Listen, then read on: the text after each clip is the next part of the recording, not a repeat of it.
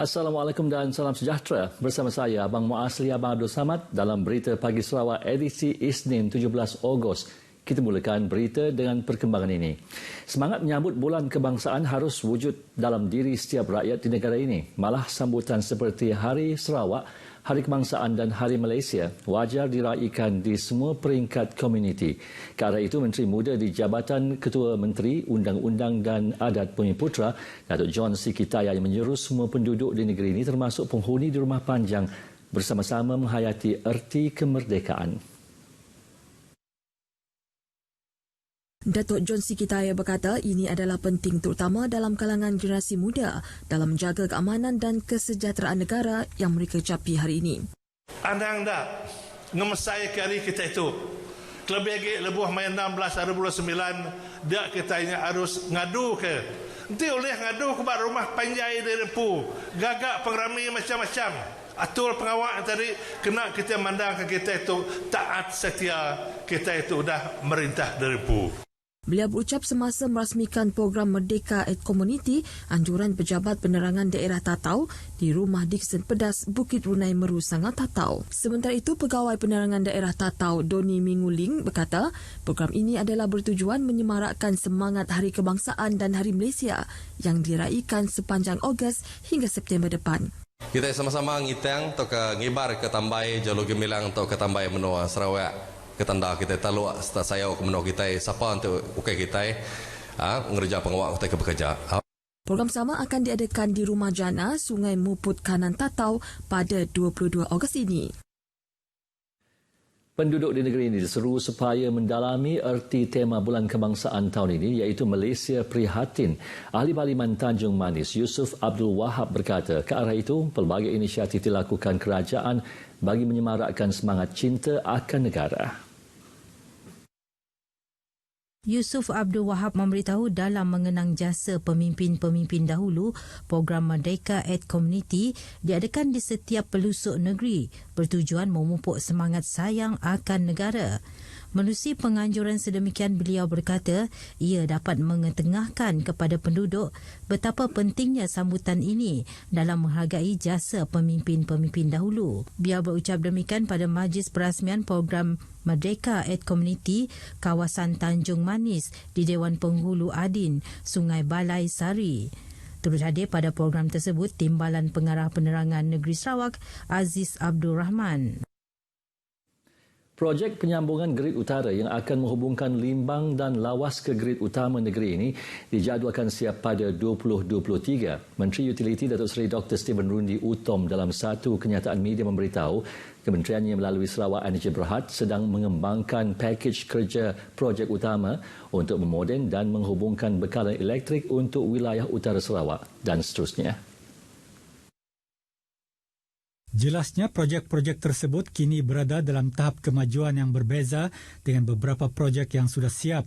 Datuk Seri Dr. Stephen berkata pelaksanaan projek berkenaan bagi memenuhi permintaan yang semakin meningkat dari Miri ke Lawas dengan kawasan perbandaran baharu yang dirancang, pertumbuhan perniagaan dan kawasan perumahan yang semakin bertambah di kawasan itu. Wilayah utara Sarawak juga telah berkembang pesat terutama sejak beberapa tahun kebelakangan ini dan pertumbuhan penduduk telah meningkatkan permintaan untuk bekalan elektrik. Penduduk yang terlibat dengan penyambungan bekalan elektrik di bawah skim bekalan elektrik luar bandar BELB dinasihati supaya melantik kontraktor bertauliah dalam senarai Sarawak Energy Berhad SEB untuk melakukan kerja-kerja pendawaian dalam rumah mereka. Ini bagi mengelakkan mereka ditipu pihak tidak bertanggungjawab yang menyamar sebagai kontraktor pendawaian elektrik. Ahli Dewan Undangan Negeri Adun Darul Syafi'i Ahmad berkata pemasangan oleh kontraktor tidak bertauliah akan menyebabkan risiko kepada penduduk dari segi keselamatan selain kerugian dari segi kos pemasangan.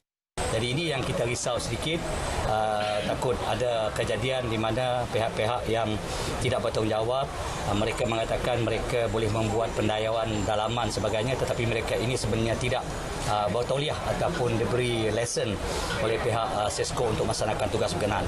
Beliau ditemui media selepas menghadiri sesi dialog projek bekalan elektrik luar bandar yang diadakan di Rumah Muhammad Din di Batang Lasa, Sibu. Mengenai pendawaian elektrik di dalam rumah, Syafi'i berkata kerajaan negeri menyediakan skim bantuan pendawaian AWS di mana pemohon hanya perlu membayar ansuran selama 36 bulan menerusi bil elektrik.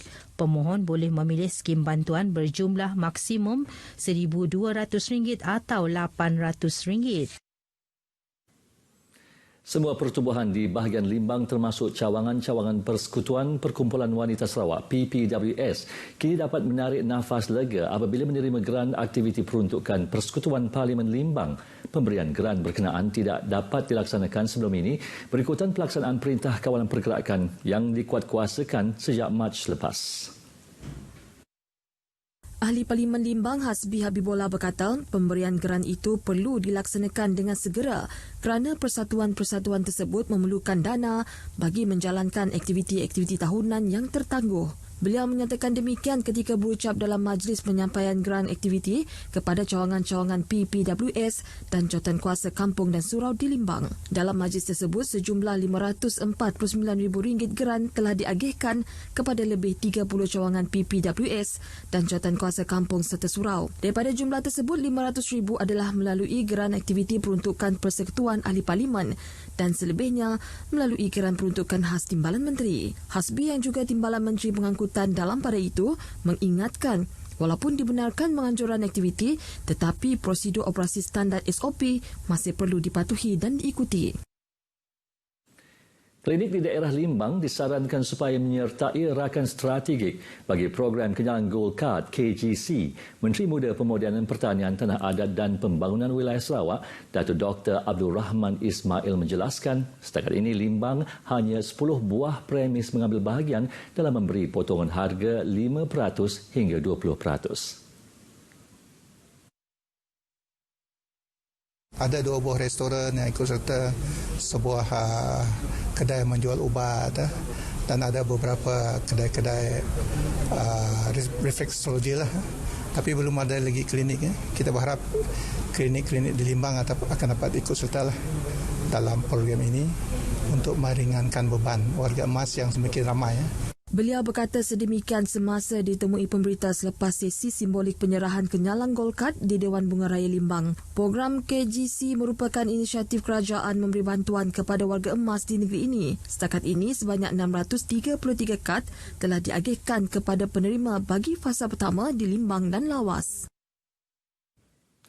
Projek naik taraf tamu Taman Tunku Miri akan dilaksanakan tahun ini menerusi peruntukan projek kecil luar bandar bagi memberi keselesaan penjaja di tamu berkenaan. Ahli Parlimen Sibuti, Lukan Nisman Awang Sauni berkata antara projek naik taraf terlibat ialah meja konkrit untuk mempamerkan produk dan barang jualan serta tandas awam di tamu tersebut.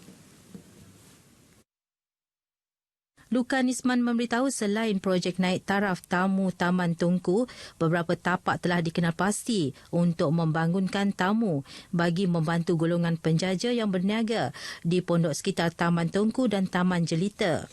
Selain daripada program ataupun projek naik taraf Taman Tunku ini, saya bersama dengan ADUN melalui peruntukan RTP akan membangunkan beberapa lagi tapak tamu sekitar Taman Jelita dan juga di sekitar Taman Tengku bagi kemudahan-kemudahan tamu sementara ataupun pondok-pondok jualan yang dibangunkan melalui kayu ataupun rangka-rangka lah.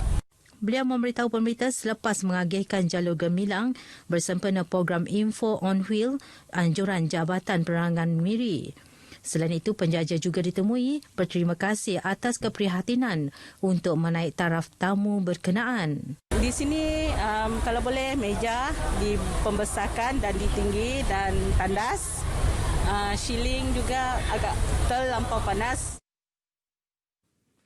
Pembangunan infrastruktur di kawasan Dudong terus menjadi agenda utama Majlis Daerah Luar Bandar Sibu dalam memastikan kawasan itu dibangunkan dalam pelbagai aspek. Pengerusi Majlis Daerah Luar Bandar Sibu SRDC, Kaunselor Sempurai Petrus Ngelai berkata sejumlah 2.8 juta ringgit telah diperuntukkan bagi pembangunan di kawasan Dudong pada tahun ini. Tahun depan seperti yang saya katakan tadi, kita peruntukkan 39 juta untuk kawasan Dudong, dan ini bagi saya satu peruntukan yang agak besar daripada SRDC kerana kita terpaksa membagikan kepada kawasan lain, dan saya berharap dengan 39 juta ini akan membantu kawasan-kawasan yang memerlukan untuk prasarana yang perlu dibuat pulih. Beliau memberitahu pemberita RTM dalam satu majlis di Sibu. Pada majlis tersebut, Ketua Kampung Rumah Jackson Jelan Batu 16, Jalan Oyak Sibu telah menerima surat kelulusan permohonan pinjaman bahan-bahan binaan rumah panjang yang berjumlah RM810,000.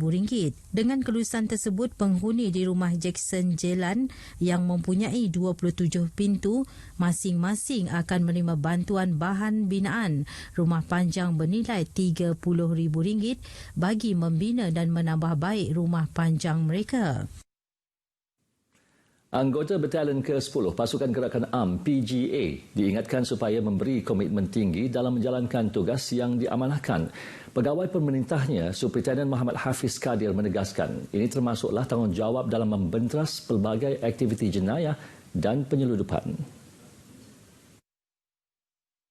Jelasnya Batalion 10 PGA sememangnya mempunyai banyak sejarah dan sangat dikenali umum, lebih-lebih lagi ketika memerangi penganas komunis dahulu. Justru beliau berharap pasukan tersebut terus komited menjalankan amanah, menjaga nama baik pasukan dan siap siaga dalam apa jua tugasan yang dikerah pada bila-bila masa. Beliau juga yakin anggota PGA dapat ditugaskan di mana-mana kerana pasukan telah dilatih dengan latihan yang mencabar.